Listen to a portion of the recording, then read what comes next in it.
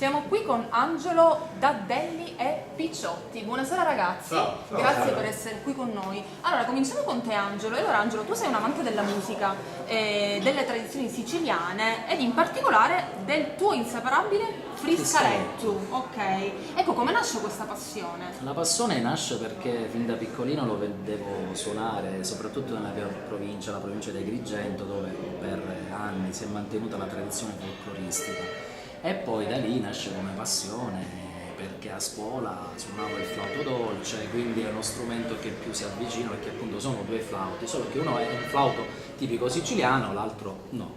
E da lì nasce la voglia di suonarlo sempre di più, ovviamente non solo da un punto di vista musicale, ma anche per il messaggio che si porta dietro, che è quello della sicilianità.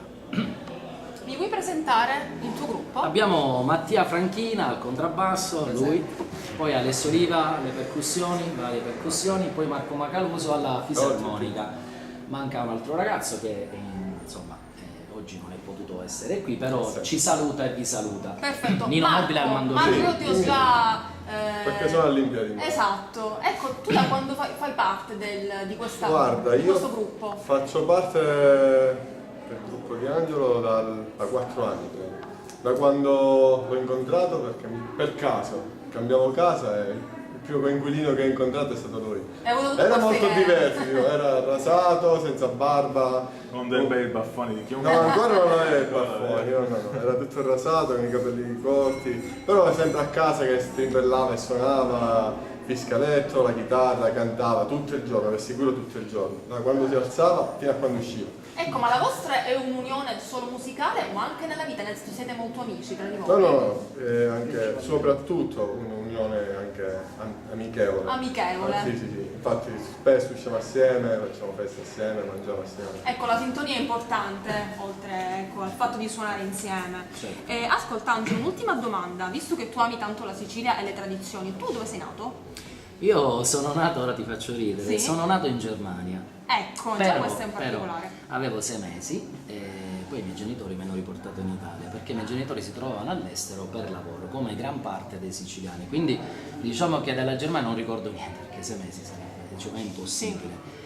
E sono nato in Germania, il perché delle tradizioni, hai detto, perché la Sicilia. Perché ami la Sicilia? Che cosa vuoi dare con la tua Allora, musica? innanzitutto la Sicilia è una terra bellissima, ricca, ricchissima di tante cose, e quello che vorrei dare io è, diciamo, nel mio piccolo, una spinta a migliorarci, a sfruttare tutto quello, signor Baffo. Ecco, questa è una piccola... È il fratello di Nino Baffo, però, perché abbiamo Nino Parrucca e Nino Baffo.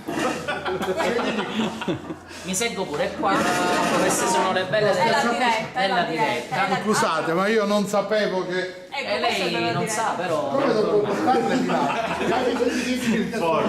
Assolutamente. E allora, Angelo, sì, non si preoccupi. Allora, Angelo, dicevi...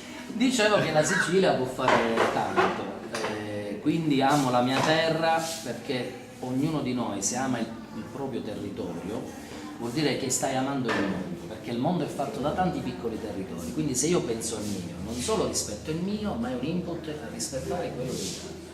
Grazie Angelo per questa intervista rilasciata per Sicilia Incantata e grazie a Nino Baffo che ci ospita. Grazie a voi. Ciao.